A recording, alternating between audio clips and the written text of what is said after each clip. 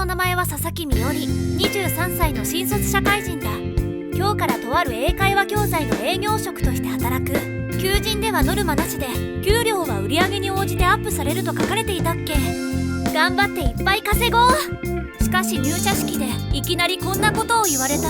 君たち一人一人の可能性を信じています。つきましては我が社の戦力となるための研修会が開催されます。研修会は都内のホテルで2泊3日。こんなこと求人や面接では一切説明されていなかったのだが、研修というから仕事のノウハウを教えてもらえると思ったが、感動を創造するため常に己を高める。姿勢。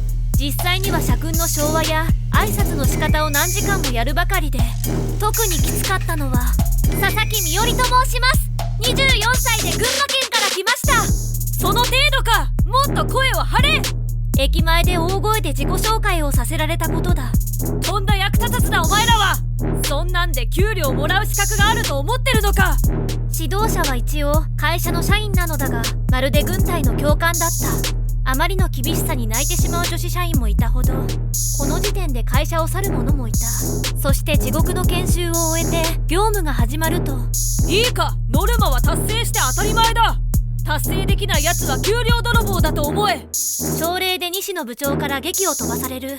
いつも通りこの表に各自の売り上げを反映させていく。必ずノルマを達成しろ。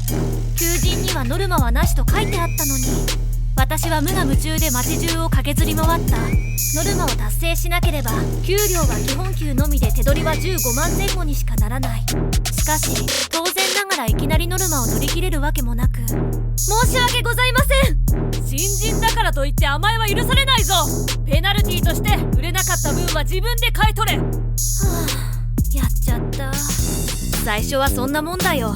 気にしないで。困ったら何でも相談に乗るからね。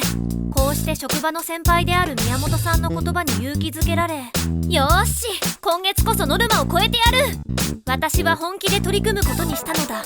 私はこれまで以上に足を使って駆けずり回った。買ったばかりのヒールがダメになっちゃったけど、誰よりも遅くまで残り、資料作成や雑務をきっちり片付け、休日はビジネスセミナーなどに通ったりもした。そしてその努力が実を結んで、私はノルマを大きく上回り、さらによくやった。今月は佐々木が一番だ。ありがとうございます。営業成績のトップを勝ち取った。